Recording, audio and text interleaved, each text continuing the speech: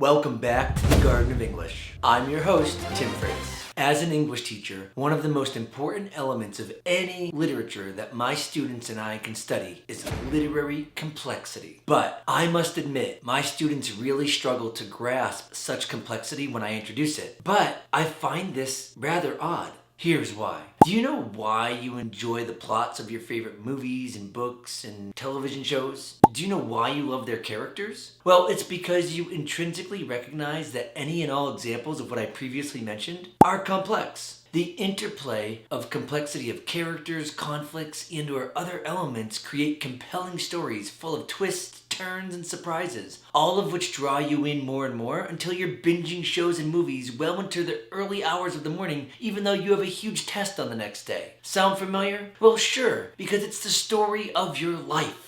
Except for the night before your AP Lit exam. You must go to bed at 9 p.m. right after the Garden of English Live, though. That I'm sure will be happening. But anyway, in my and most other literature classrooms, the problems with complexity arise when we teachers begin to require our students to conspicuously explore the complexity of characters, relationships, and conflicts in the stories that we read. You see, it seems like all of you students are willing to recognize the complexity, but when it becomes an academic practice, you're afraid you'll spontaneously combust or something. Or maybe you're afraid you'll transform into an instant nerd or geek. That may actually happen. But I promise, if it does, you'll actually be cool.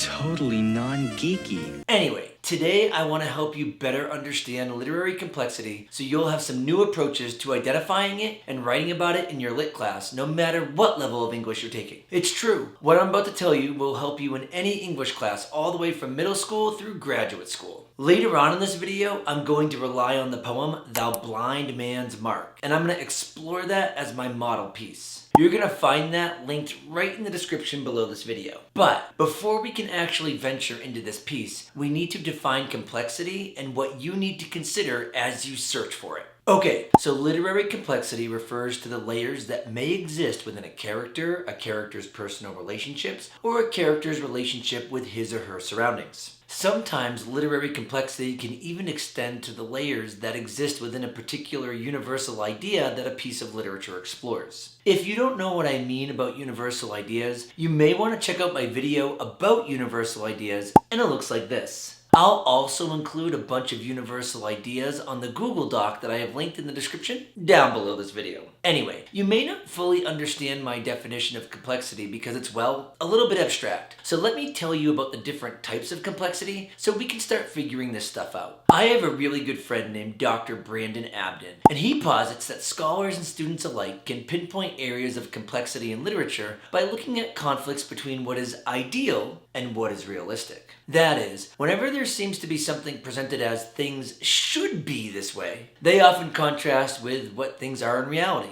And the tension that comes from this creates what we call the complexity.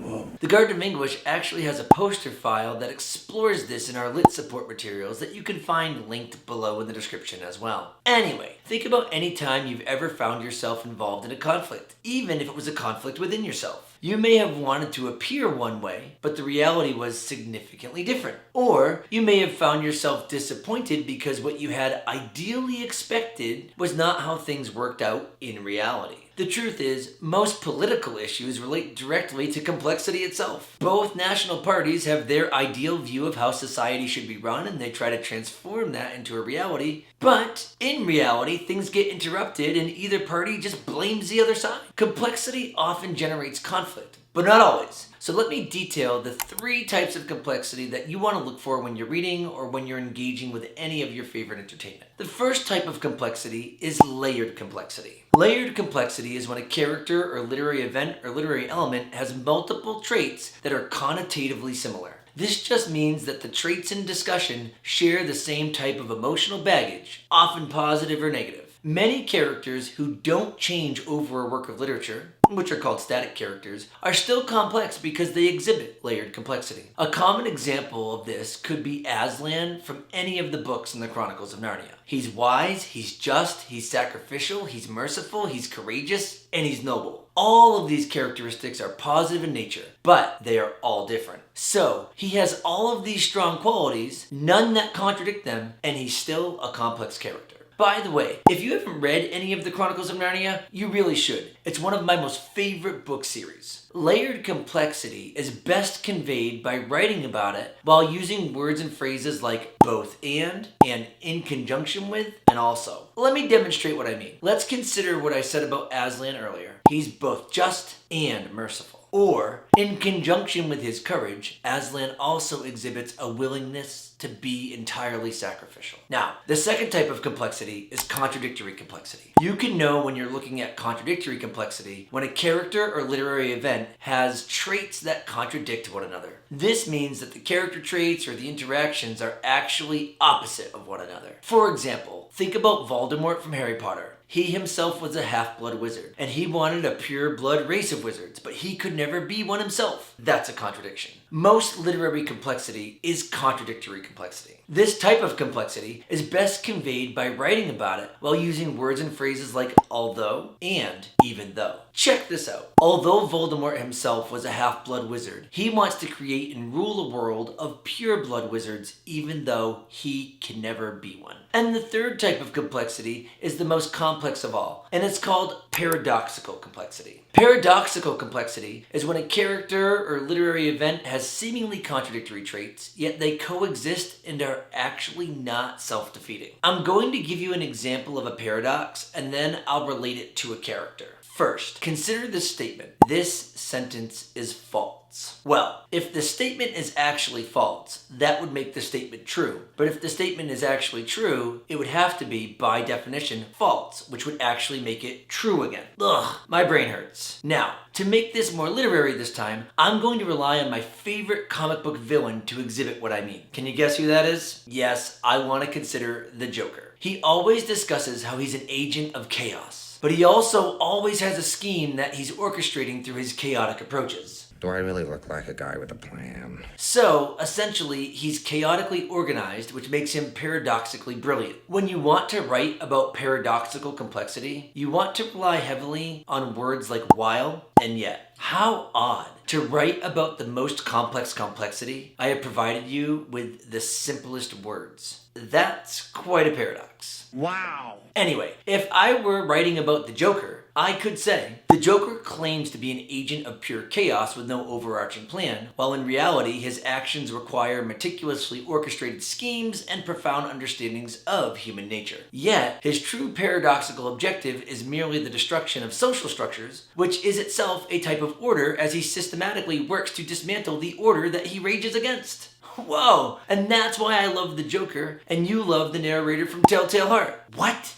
You've never read that story? Well, I've linked it in the description below, along with an incredible video retelling of it. As you go down to check out those links in the description, make sure that you smack that like button, and make sure you also click that subscribe button as well. Smacking, dude. Alright, great. So now you have a basis for understanding complexity in a nutshell. But now let's look at the poem that I mentioned earlier that contains all three types so we can see them in literary action. I'm about to put the poem Thou Blind Man's Mark up on your screen. Once it gets up on your screen, pause it and give it a solid read. Here it is.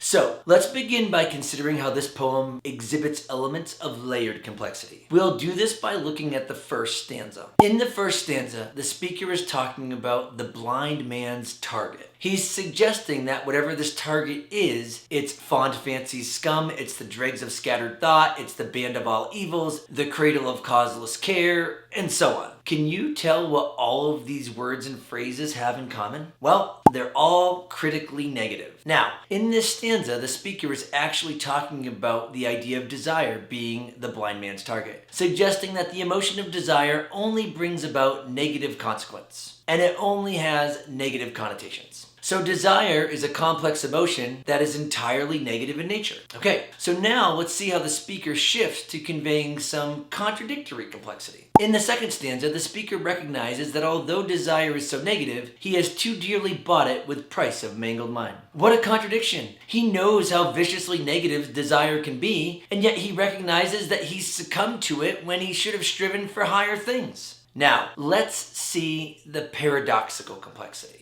In the final two stanzas, now that the speaker has revealed his epiphany about the detrimental effects of desire that he's knowingly fallen for in the past, even though he knew it wasn't best for him, he goes on to now proclaim that desire has sought his ruin in vain because he has gained some virtue. And in gaining that virtue, he now desires to kill his feelings of desire. Wait, what? Hold the phone. Is this a paradox? You bet. Let's see why. While the speaker desires to kill desire, if he actually kills desire, then he can no longer desire to rid himself of desire, so he'll be susceptible to desire because he won't have the ability to desire to kill desire any longer. Yet, in killing desire, he may no longer have the ability to desire things in the future, thus freeing him of desire, but only if he desires to do so.